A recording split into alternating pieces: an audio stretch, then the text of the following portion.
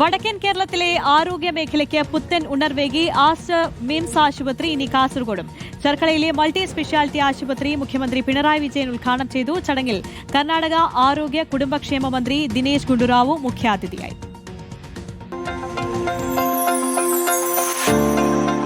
ആരോഗ്യരംഗത്ത് കാസർഗോഡ് ജില്ല നേരിടുന്ന പ്രതിസന്ധിക്ക് പരിഹാരമായാണ് ആസ്റ്റർ മിംസ് ആശുപത്രി പ്രവർത്തനമാരംഭിച്ചത്. ആസ്റ്റർ DM ഹെൽത്ത് കെയറിന്റെ സംസ്ഥാനത്തെ 8ാമത്തെ ആശുപത്രിയാണ് കാസർഗോഡ് ചെർക്കളയിൽ തുടങ്ങിയത്.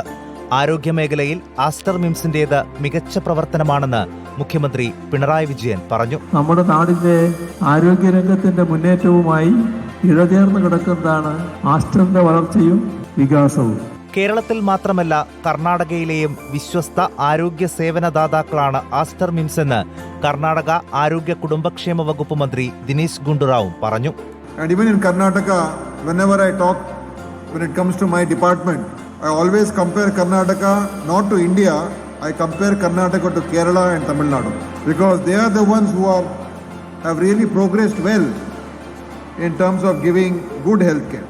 ഉന്നത നിലവാരത്തിലുള്ള ചികിത്സ എല്ലാവർക്കും ഒരുപോലെ ലഭ്യമാക്കുകയാണ് ആസ്റ്റർ മിംസിലൂടെ ലക്ഷ്യമിടുന്നതെന്ന് ആശുപത്രി ഡയറക്ടർ ഡോക്ടർ ആസാദ് മൂപ്പനും പറഞ്ഞു.